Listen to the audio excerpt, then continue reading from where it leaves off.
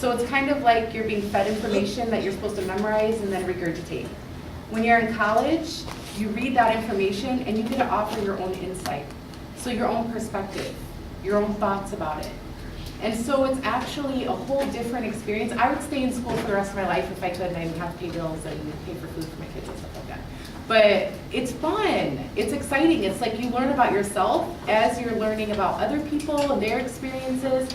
You're meeting people from all over the world that have similar experiences. I didn't know, for instance, that people down in South America, their native people went through the same things our native people did. I didn't know that that was still going on in Australia, or that that stuff was still going on in other places. So you see how the commonalities that you have, but also the differences. But I learned, the biggest thing that I learned in college was, growing up in Sioux City, I'll tell you guys my story just a little bit. I was born in Winnebago. I was raised in Sioux City. I'm the oldest of 8 of us. One of my sisters passed away. And we didn't have a lot of money. We had, enough. We had food most of the time. Sometimes we have to rely on commodities, you know how that is. But we had food most of the time. And I played sports a lot. I was big into sports. I was kind of like a little tomboy. I was a big soccer player. And when I was 16, I got pregnant with my daughter, because I had gotten pretty ornery around 14 when I was in high school. And I got pregnant with my oldest daughter when I was 16, and I had her. And I decided that if I was going to keep her, I was going to make sure that she had a different life than I had grown up. So I ended up having her, keeping her, and I worked about 30 hours a week at Applebee's on Hamilton Boulevard. You guys know where that's at? I didn't. Yep, I worked about 30 hours a week, and there used to be a Cub Foods behind it. Do you guys remember that? So a lot of times I would be getting off work at 11:30 at night. I'd have to take my tip money that I got and go get her diapers at Cub Foods for the next day to get home. And so it was hard. I remember like sitting there studying, and she would be sitting in my lap, and she used to have what's called projectile vomiting. You guys all know it's really gross. When babies throw up and it like shoots across the room. I think like Shrek's babies had that on that movie or whatever. Yes, so she had that. So I remember one time I'm studying really hard for a test, and here she throws up all over me, and I was covered in slime, and it was in my hair, and I was just crying. I just started crying. I'm like, oh my gosh. But you know what? I got through it. And I was lucky to get into Iowa. You know, they didn't even have to take me because my first 2 years, my grades are so bad. I think I had a 0.6 GPA one semester my freshman year. And so they didn't even have to take me, but somebody in admissions said, okay, we're going to give you a chance. And so I had to go through this summer program, which was like hell on earth here, for about 6 weeks, and I worked my butt off, and I got in. And so I came in '94, right after high school, after that summer, and my parents dropped me off, and that was it. It was like, bye. There was no parents' weekend when all the kids' parents come up here and take them out to dinner and do all that stuff. My family didn't have money for that. They didn't have money to come all the way across the state and to visit me. So I was lucky I had a car, so I would drive home a lot and visit my family. And a lot of times I was using my financial aid to buy my brother's shoes. I remember going home once, my brother had holes in his shoes, so his socks were getting wet when he was walking to school.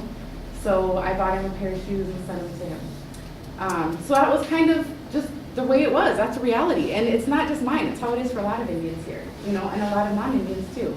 But I was in school, I think, for 2 years, and then I met my ex-husband. We had 3 more kids, and then I graduated. So, 2 more kids. So I graduated with 3 kids, and I graduated in 2001. It took me 7 years.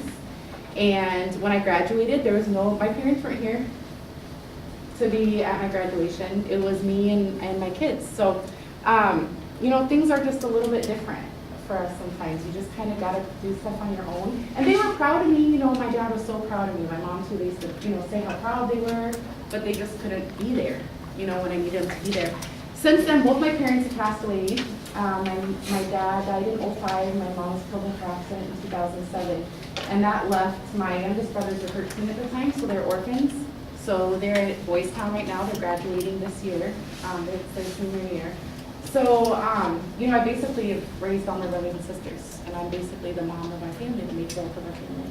And so, they chose not to go to school. None of them have gone to college. Only one of my sisters has graduated high school. So my 2 little brothers that'll graduate this year will actually be number 3 and 4 that have graduated. And So that's just kind of my story a little bit. My oldest daughter went to Creighton this year, so she's in college at Creighton. She's doing really good there. And I'm sure, you know, it's not an option in our family. You're expected to go to college. And I remember what my dad always used to tell me when I was pregnant, and I was like, he's like, well, where are you gonna go to college? I'm like, well, I guess Morningside because I can't go away. And my dad was like, well, you're already poor, you're already a woman, and you're already Indian. He's like, so now you have a kid, so what? You know, and that was his attitude, suck it up and keep battling through it. Life isn't easy. Nobody said it was going to be easy. You guys probably hear that a lot from your parents, right? Nobody said life was going to be easy. Well, it's not. It's really hard. And it's really hard to bury both your parents before you're 35. And it's really hard to raise your brothers and sisters. But you know what? That's just the way it is. You know, you can still get through it and be happy. And I'm so thankful I have 7 brothers and sisters. You know, what if I would have been an only child? You know, I used to be so mad about all of them. So I'm like, well, if it wasn't for them, I could get a new pair of shoes, you know. But now they're worth more than a new pair of shoes. So my sisters will actually be coming up here this weekend. You'll see them tomorrow at Powwow. But we have a really close, tight-knit family. And I'm really blessed. But a lot of people think, you know, oh, well, you went to college, it's because you're smart or you're rich, you know. We tend to think that, especially growing up in Sioux City, only the smart kids go to college or only the rich kids. Well, I'm not that smart. I had to fight tooth and nail to get through college. It's hard. I'm not naturally, you know, smart. I didn't have a whole lot of money, but I had willpower and resiliency, you know, and that's really what will get you through. My freshman year, there were 4 of us in our dorm. All 3 were white girls, and one was from Chicago suburbs, one was from Omaha suburbs, and one was from Bettendorf, which is a really wealthy area. After the first semester, I was the only one left. You know, the poor Indian girl with the baby. So I was the only one left, and they all dropped out. So that was really an eye-opener to me. They had high ACT scores and good GPAs and all this stuff, and they dropped out. So it really showed me that what we have in terms of your heart, you know, and in terms of what you can do mentally, how strong you are, that's what's going to get you through. So I just wanted to tell you guys that because I think a lot of times we're fed other information, you know. It depends on, you know, how well you're prepared. Well, who's going to prepare me? Who's going to help me? You know, who tells us what we need to do to get to college? And so everybody wants to go, but a lot of times it's, well, how do I get there though? How do you make that jump from wanting to go to actually getting there, right? So that's kind of what our office does, and that's what I do. So you'll have a lot of material in your folder that talks about being college bound. What it means, I actually created these, so these are like my baby flyers. And then this one is actually all the 3 state regent schools. So it tells you what you need to do to get into ISU, UI, and UNI. And I'm sure Junior will provide you with what you need to do to get into Nebraska. But it tells you what the optimum is, okay? So it tells you what they want, what the ideal thing would be, and also what the minimum requirements would be. So how many of you have taken Algebra 2? Okay, are you a junior or senior? Junior. So you'll be taking, you're going to take pre-calc next year? And no, that's what everybody thinks, especially native students are like math and science, blah, right? And I fought with my daughter tooth and nail to take AP Calc her senior year. She was so mad, she was so mad at me. And I understand it was hard, it was really hard. And she's like me, she's not naturally bright, she has to work her tail off, you know, so she was up till 3 in the mornings, some mornings doing her homework. But once she got to college this year at Creighton, she got a 3.8 her first semester. And she said if it wasn't for her taking calc, that her friends were getting D's and C's and F's in calc in college, because it's way harder. So I definitely recommend taking pre-calc if you can, because you're already on an accelerated track. The fact that you're in Algebra 2 right now. So, and the rest of you guys, you want to make sure you're taking the most advanced math and sciences you can. I know it stinks when you're in high school, but as you get older, like what I do in my summer program, when we talk about physics, what do you guys think of when you think of physics? Like Albert Einstein, okay? Well, when we do physics, in my summer program, we expand that. We actually talk about astronomy. We talk about the stars, the constellations, and what that meant to us as Native people. We were astronomers. We were physicists. We knew energy. You know, we knew that there was energy in rocks, which now there's actually a guy in the physics department, a professor that does these really cool demonstrations, and he does them with rocks and energy. Well, we already knew that was there, right?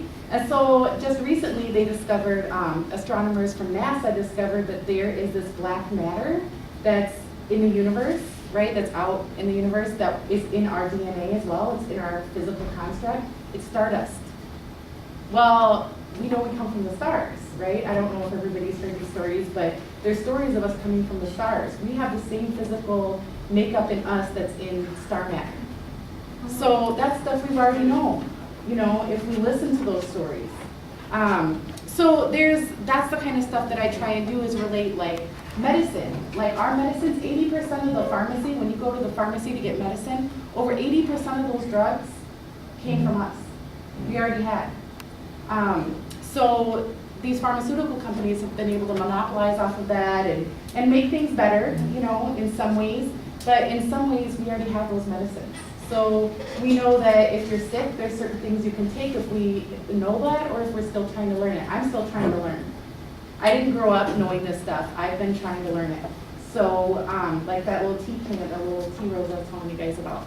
So there's a lot of medicines out there that we can use for botany. You could do research in botany, and you could regrow corn, Indian corn that is now almost extinct, right? So a lot of Indian corns that have been around, everybody thinks there's one type of corn. Well, the Omaha alone, we have 6 different kinds.